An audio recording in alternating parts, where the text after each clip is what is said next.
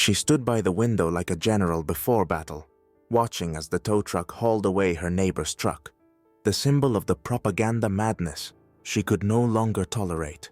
His only crime, a MAGA flag proudly fluttering in the wind. But Karen had no idea that her hasty decision would lead to consequences that would turn her own life upside down. What happened next became a true triumph of justice, and a living nightmare for her. On a quiet suburban street, surrounded by lush green lawns and perfectly trimmed hedges, Karen had made her home. She was a local celebrity, not the good kind, but a reigning champion of neighborhood conflicts. If someone accidentally placed their trash can an inch too close to her house, or heaven forbid, left a bicycle on the sidewalk, Karen would materialize like a storm, armed with an indignant expression and a notebook for grievances. Today, however, her righteous anger reached new heights. Across the street, on a pristinely washed driveway, stood her neighbor Jack's pickup truck. An enormous MAGA flag flapped proudly in the breeze, as if challenging the entire world. Karen stood frozen at her window, clutching her coffee cup so tightly it seemed ready to shatter. "This is outrageous!" she shrieked, startling her Siamese cat, Prince Untouchable, a name as fitting as her personality, who leaped off the windowsill in a huff. "How dare he! It's an insult to all decent people!" Karen quickly grabbed her phone and called her friend Linda, a fellow crusader for morality, though with considerably less zeal. "Can you believe it? That Jack put up a flag!" Karen wailed. "Right here on our street! We can't let this stand! People will think we support it!" On the other end, Linda mumbled something about her soup burning, but Karen wasn't listening. A plan was forming in her mind. In her worldview, everything fell into two categories. I'll fix it, or I'll make them regret it. Meanwhile, Jack was the polar opposite of Karen. Tall, perpetually cheerful, and radiating optimism, he was known for his charitable work and willingness to lend a hand to anyone in need. That day, he had just returned home from a long day at a festival, delivering food to struggling families. His truck stood parked in its usual spot, proudly displaying the flag. Karen decided she couldn't wait. She immediately dialed the towing service. "Hello? Yes, I need a tow truck urgently. There's a huge truck parked here, breaking every possible rule.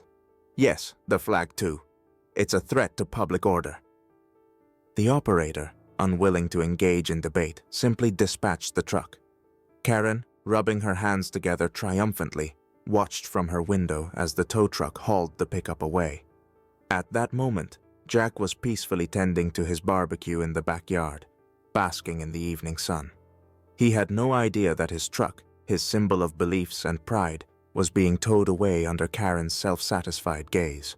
The chapter's climax arrived when Karen, proud of her victory, snapped a picture of the tow truck and posted it in the neighborhood's Facebook group with the caption, "Order restored.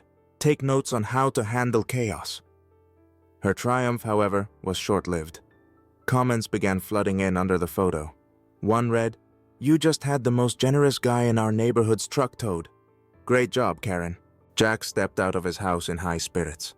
The smell of barbecue lingered in the air. The sun was shining, and his beloved dog Barney was lazily basking on the porch. But his joy was quickly replaced by confusion. His driveway was empty. His pickup truck was gone. He scanned the street, thinking maybe a neighbor had played a prank or urgently borrowed it for some emergency. At that moment, Tom, the self-appointed street newskeeper, happened to walk by. A short man with a perpetually worn baseball cap, Tom paused to greet Jack with a smirk. "Hey Jack, looking for your truck?" he asked, a hint of amusement in his voice. "Yeah, and it seems to have grown legs," Jack replied, keeping his usual calm demeanor. "Legs? More like wheels. Your truck just got towed. And guess who's back at it again?" Jack frowned briefly, but quickly put two and two together. "Karen?"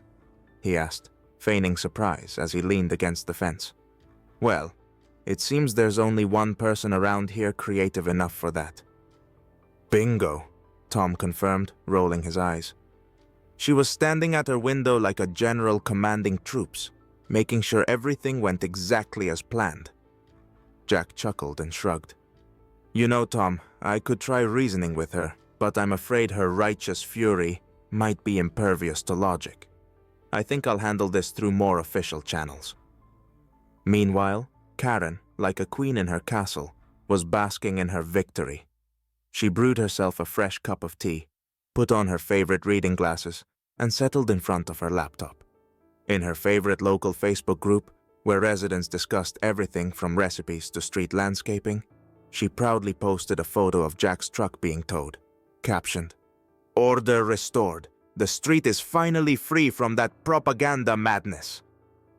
She expected applause and support, but things didn't go as planned. The first comment was sharp. "Karen, are you serious? That was on his private property." Others followed quickly. "Do you even know who Jack is? He helped me when my car broke down. He's a great guy." "Maybe stop meddling in other people's business?" Karen gripped her mouse tightly as she scrolled through the growing backlash, her confidence slowly crumbling. Then her phone buzzed. A message from Linda. "Karen, I think you went too far. People are talking about you in another group, and it looks like Jack has a lawyer." A wave of panic washed over Karen.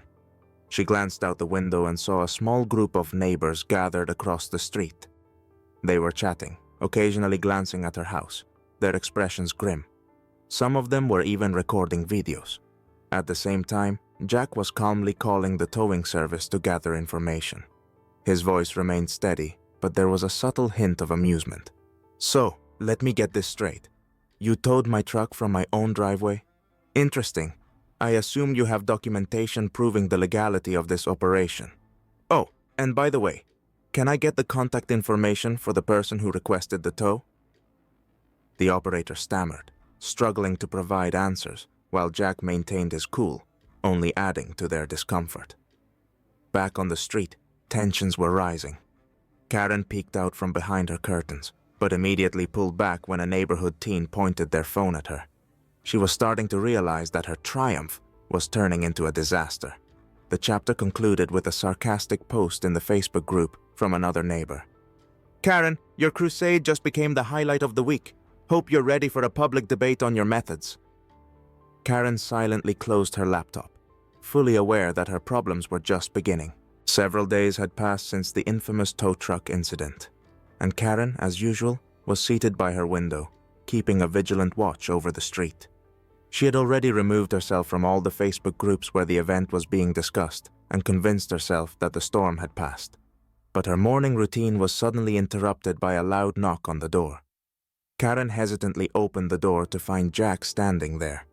Today, he didn't resemble the cheerful neighbor she was used to seeing. Dressed in a sharp, dark suit with a tie and holding a leather folder, his presence exuded quiet authority. There was a trace of something in his smile, calm, yet sharp enough to make Karen's hands tremble slightly. "Good morning, Karen," he began, his voice friendly but laced with unmistakable irony. "I hope you're doing well. I wanted to discuss the recent incident involving my truck." Karen pursed her lips, trying to maintain her composure. "Jack, I think this might be a misunderstanding," she began, but her voice faltered. Jack, still calm and polite, continued. "Your call to the towing service was, to put it mildly, a mistake. My truck was parked on my private property, making the tow completely illegal." Karen blinked, as if struggling to grasp where this conversation was headed. "But the flag," she muttered. "That flag, as you call it," Jack interrupted, tilting his head slightly as though explaining something to a child, "is a symbol of my freedom and beliefs. Your personal dislike of it does not give you the right to interfere with my life." Karen felt her face flush as the color rose in her cheeks. "But it's—" she began again, only to stop mid-sentence as Jack opened his folder and placed a stack of documents on her doorstep. "By the way, I'm an attorney," he said with a faint smile, "and I happen to have extensive experience handling cases like this. I've already filed a claim for damages caused by the illegal towing. I think you'll find the amount quite eye-opening." Karen snatched the papers and skimmed through them. Her face turned as pale as the paper in her hands. "Jack, this was just a misunderstanding. Can't we resolve this amicably?" she stammered. Jack folded his arms, his smile unwavering. "Karen, I think you've put yourself in this situation. And as much as I believe in neighborly resolutions, the law doesn't operate on personal favors when it comes to private property. Meanwhile, outside, a small crowd had started to gather. The neighbors, having caught wind of Jack's visit, were eager to witness the showdown. Some were recording the scene on their phones, while others exchanged whispers. One teenager even called out, "Karen, you're going viral on YouTube!" The crowd erupted in laughter, and Karen peeked outside, only to retreat instantly when she realized the attention was all on her, and not in the way she had hoped. To make matters worse, in the very Facebook group Karen had been avoiding, new information about Jack surfaced. It turned out that he wasn't just a neighbor, but a well-known philanthropist. He had donated to local schools, supported veterans, and organized charity events for underprivileged families. The comments grew even harsher. "Karen, seriously? You decided to mess with a guy who's done more for our community than you ever have?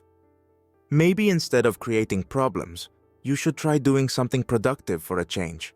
Jack turned to the crowd and raised a hand. "Friends, I didn't mean for this situation to attract so much attention," he said, his tone measured and calm. "But it seems the truth has a way of coming to light." The crowd burst into applause, and Karen quickly slammed her door shut with a noise that resembled the clap of thunder. Her last glance before shutting the door met Jack's eyes, and in them, she saw a single undeniable message. She had lost. Karen finally mustered the courage to face the situation. The next day, donning her official expression and a meticulously ironed blouse, she appeared on Jack's doorstep. In her hands was a box of cookies, as though it might atone for her interference. Jack opened the door, still in the same sharp suit, though his demeanor had softened slightly. "Jack," Karen began, her voice trembling. "I'm truly sorry. I shouldn't have interfered. It was wrong." Jack listened with a stony expression before shrugging slightly and offering a faint smile. "Karen, we live in a free country. You have the right to your opinions, as do I. But please, let's respect each other's boundaries." Karen's cheeks flushed with embarrassment.